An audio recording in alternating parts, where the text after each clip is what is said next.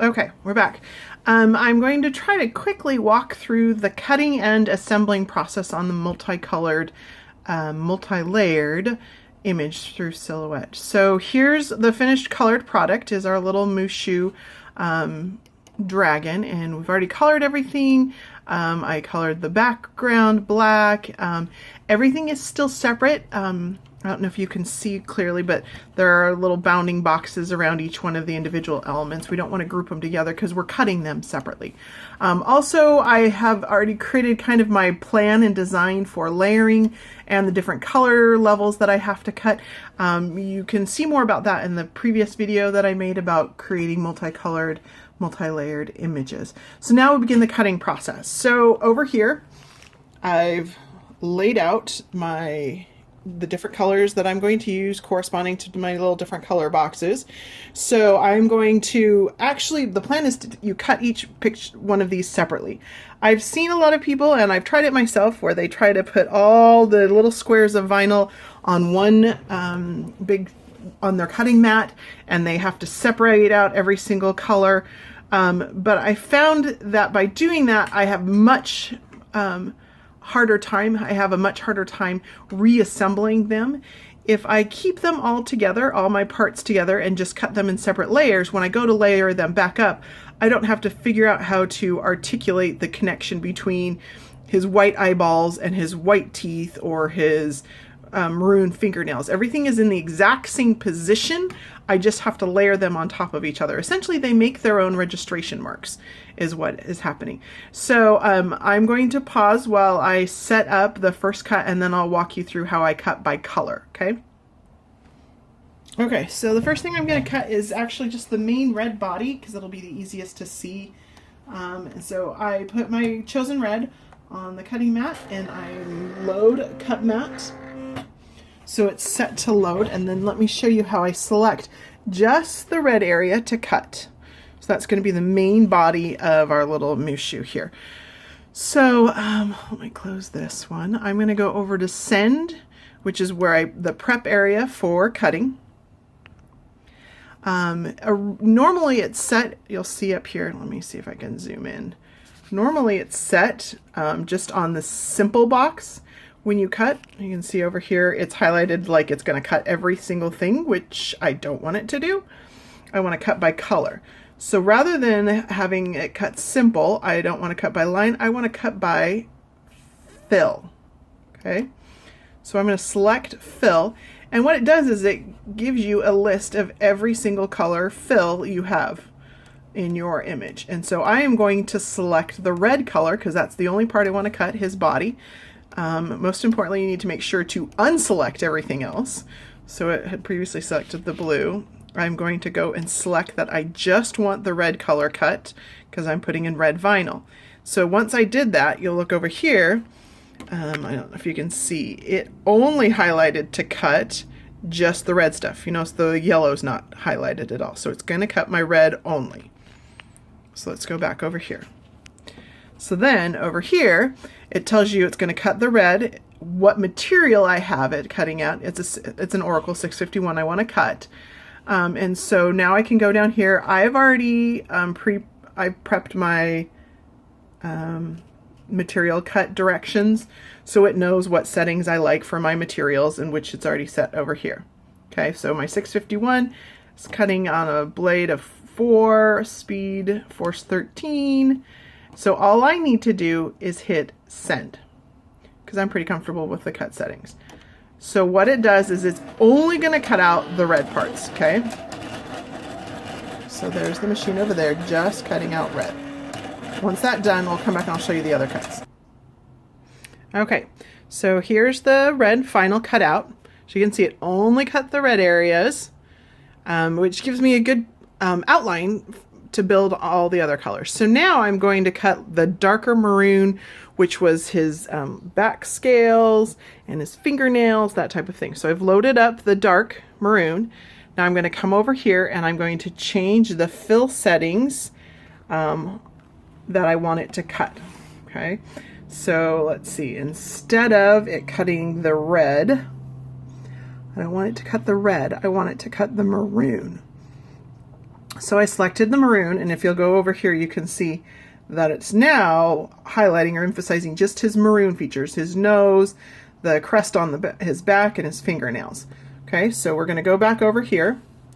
My maroon setting says that it's set for 651, which is again what I want. I've already loaded my maroon vinyl. I'm just going to hit send. So now it's going to cut the maroon portion.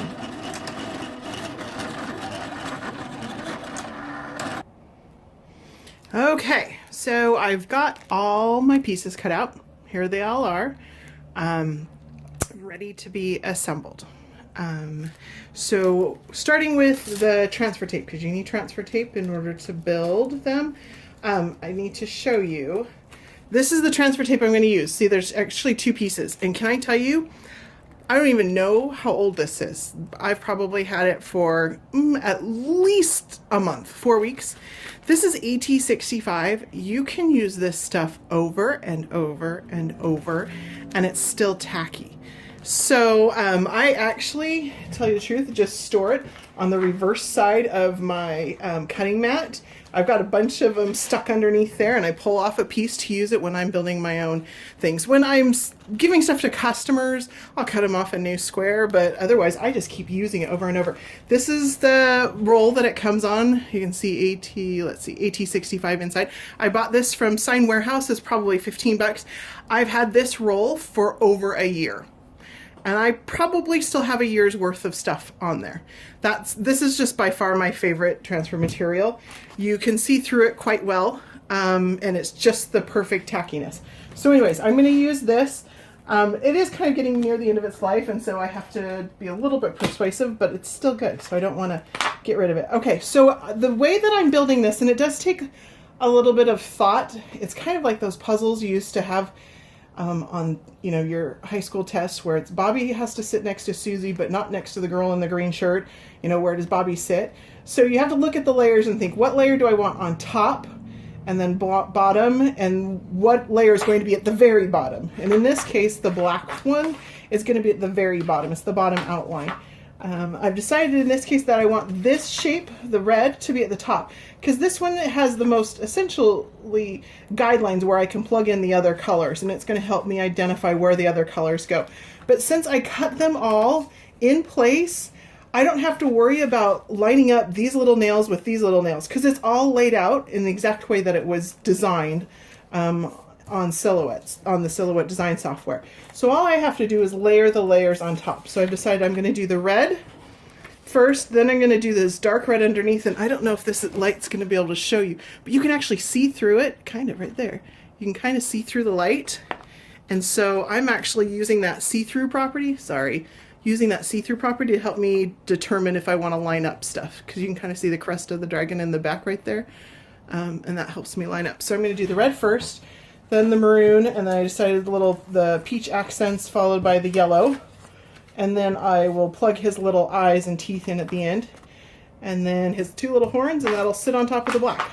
Okay, so let me show you how that works. So first, I've got my transfer tape. We're going to set him right on top. He's going to sit right in the middle. My handy dandy scraping tool, in other words, my Weston key left over from a vacation. It's a little nice and sturdy, so I like that one better than other scrapers I've seen. So there's our friend, and we're going to peel him off right there. And that lovely AT65 works great. Okay, so I'm going to leave that there because I don't want to lose any of my red vinyl onto my back. If I do, then I pick it up. A lot of people stress about these things, but I found that most mistakes or problems I can recover from. Okay, so what I'm going to do is I'm actually going to eyeball this. I am looking from top down, and to do yourself a favor,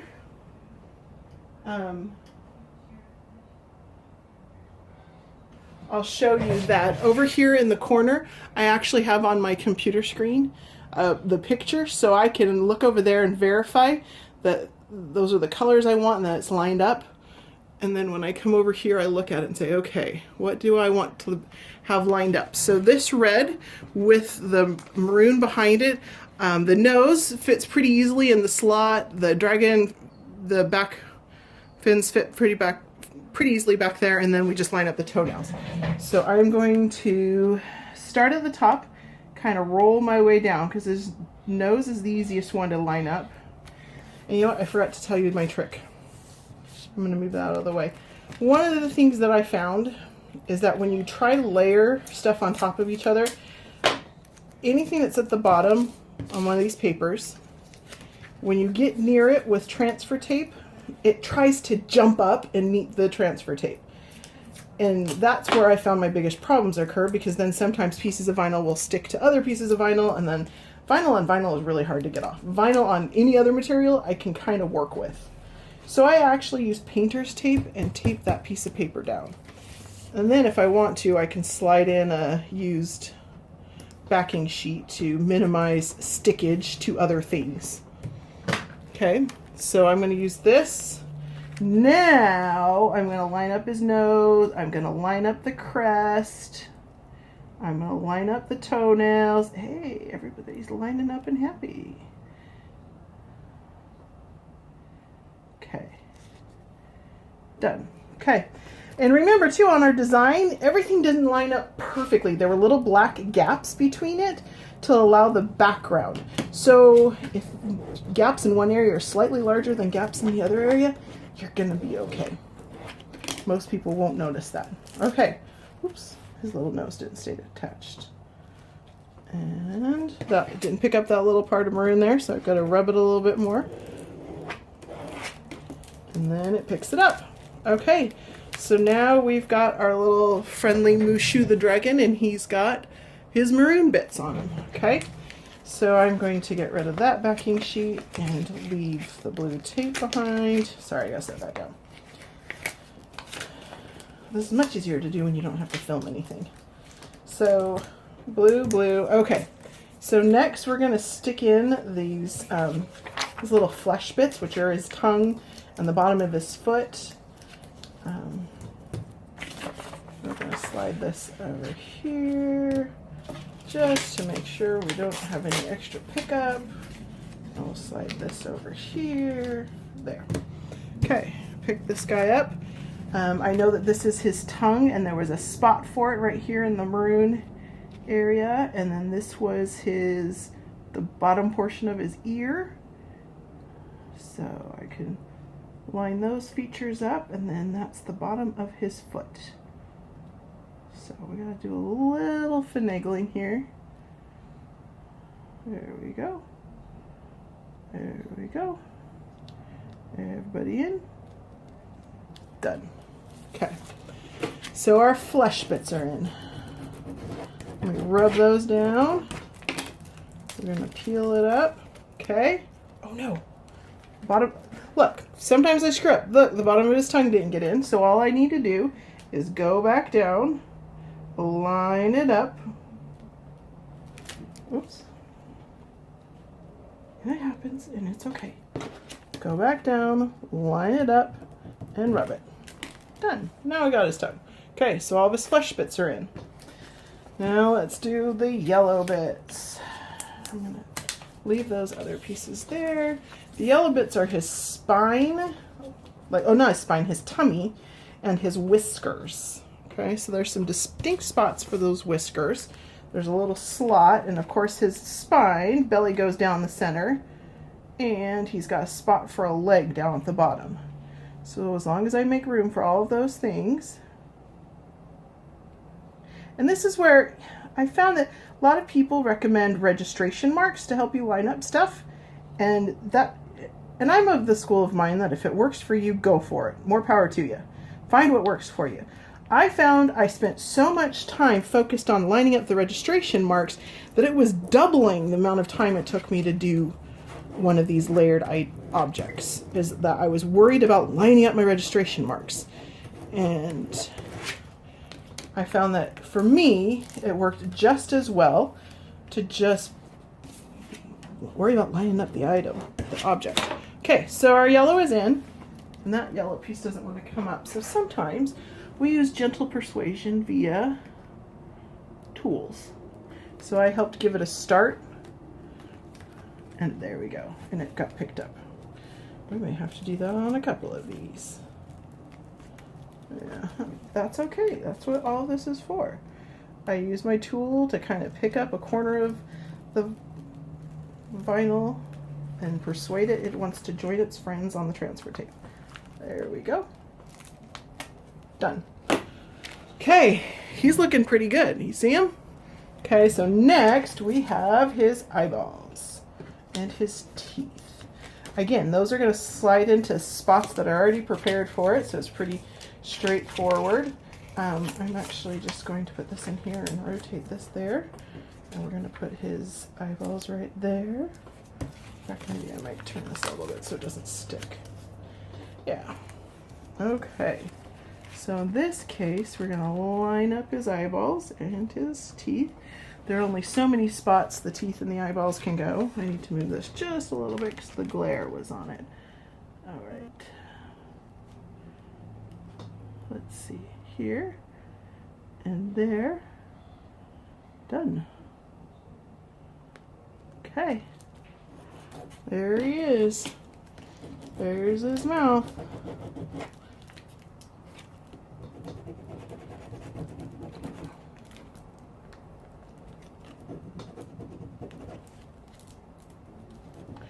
And thank goodness for white vinyl coming now on blue paper. I remember the day before it came out in blue paper, and my friend that Susan and I first started, she was teaching me vinyl. It came out on a white paper, so let me just tell you that weeding white from white was no fun. Okay, I've got to do some gentle persuasion here. There we go. All right, now we're going to do not so gentle persuasion. Sometimes flipping over onto its tummy is the best course of action. So if you'll see on anything that's being stubborn, and it could be just because I'm stubborn and I don't want to give up my piece of AT65 yet, since this is an older one, that it's not quite as sticky. But then again, I've had it for a month, so there we go. So just roll and bend the paper and it releases the vinyl. Roll and bend the paper and it releases the vinyl. There we go. Oh, it's a piece of paper. Okay, we're done. All we've got is our little itty bitty horns. So our little itty bitty horns, and I'm just going to stick this down here. Our little itty bitty horns just go at the top of his eyes. You can kind of see that there's a spot all prepared for him. And they go right there. Okay, so pick those little itty bitty purple horns up. Well, one of them. Let's do the other guy.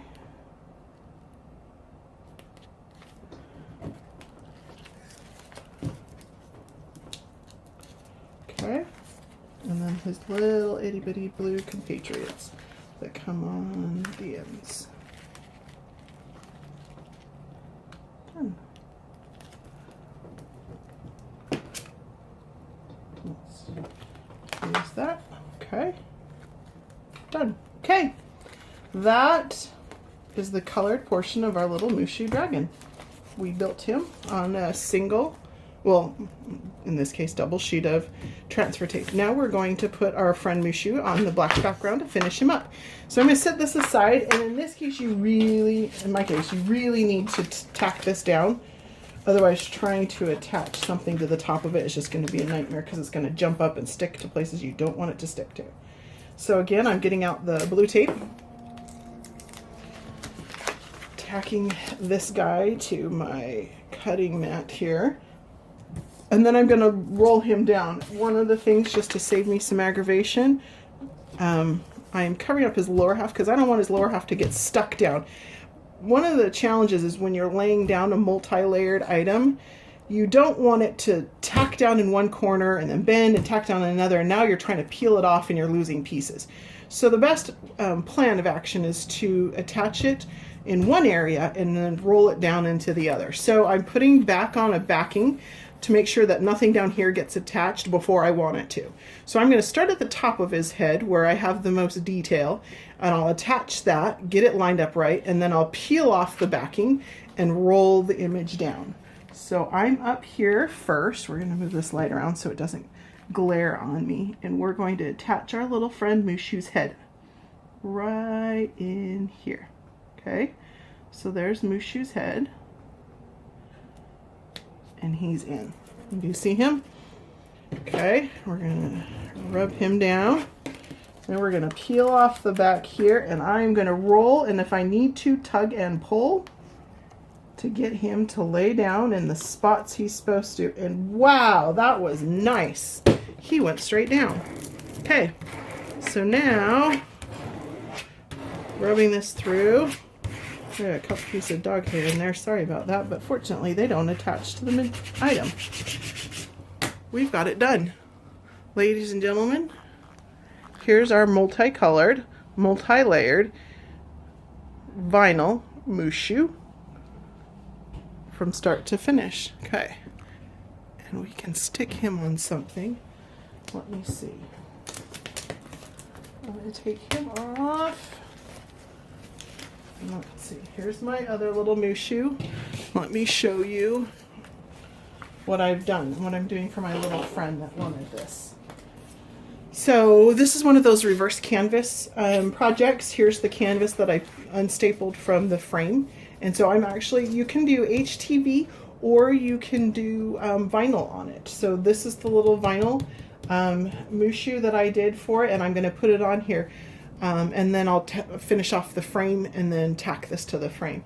The trick with using vinyl for this versus an HTV on this canvas is you do need to heat set the vinyl onto the canvas so that it stays put, because it's a low tack between the vinyl and the canvas itself. But if you warm it up a little bit with an iron, making sure you have a Teflon sheet between the two, it'll actually start to melt the vinyl just enough that it adheres really well to the canvas. So I'm just, for the sake of frustration, I'm going to cut myself a new piece of